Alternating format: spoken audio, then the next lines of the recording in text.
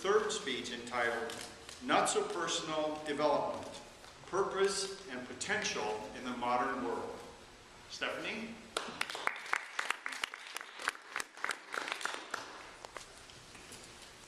Hello, fellow Toastmasters and most welcome guests. So one day you imagined a future where you nailed interviews and presentations and mesmerized audiences, and you sensed the potential in you to become that person, that masterful speaker. And here you are, becoming, one step at a time. We are growing into our potential together. So as a life and leadership coach, I'm a little bit obsessed with development, and so today I want to teach you guys why your calling to grow personally or professionally is not random, not trivial, but actually critical for you and our world at this moment in time. I hope to leave today confident in just how important you and your dreams are. So let's get started. Did you know that the self-help personal development industry is an $11 billion movement? Even in a down economy, 1/3 of the global population is spending a good portion of their income on personal growth products and experiences, even clubs like this. Bruce Schneider's research shows us that folks today feel statistically frustrated, unfulfilled, like things are fine or good enough. And the Gallup poll shows us that 70% are feeling unhappy with their career. But have you ever asked why? We're called to develop and grow, we're called to more, but why? What is going on? I decided to find out for myself. And the first reason I found is the unique time we live in today. For the first time, humans have become so advanced that some of us have been freed up from the task of survival. And according to Maslow's hierarchy of needs, only having evolved to a certain level of comfort are we now able to even consider questions like, what's my life's purpose and how am I going to live my potential? It's actually natural that we'd be asking these questions right now. And same with materialism. Studies around materialism show that buying things doesn't necessarily produce long-term happiness. So it's understandable when growing our closets hasn't necessarily fulfilled us that we'd now be called to grow ourselves, right?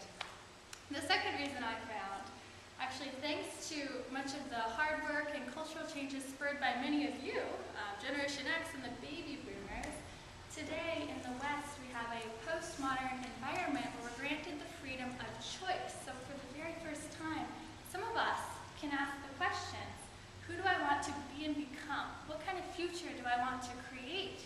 Which brings me to the third point.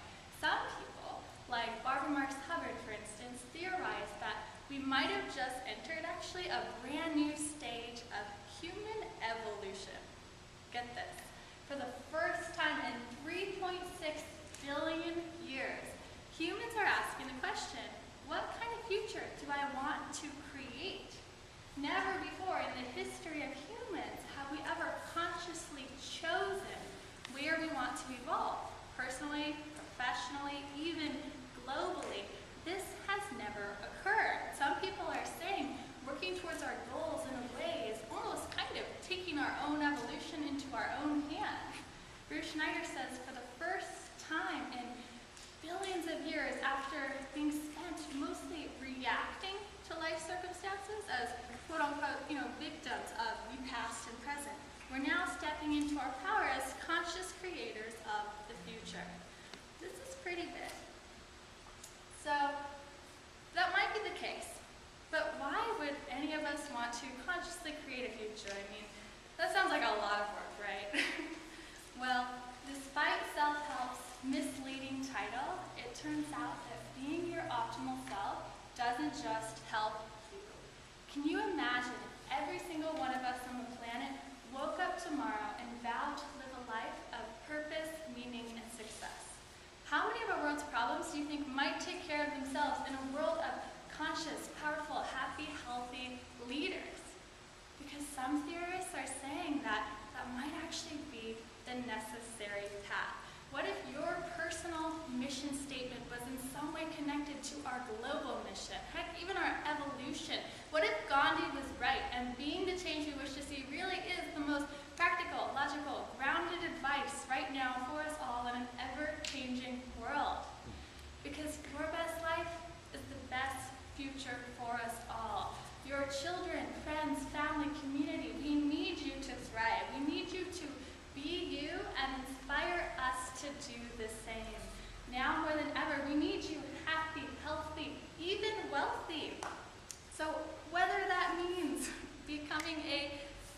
leader, a teacher, an advocate, or a mentor, the best boss ever, an amazing parent, loving spouse, loyal friend, a guru, a health nut, an artist, musician, what have you, just know that those callings are not random.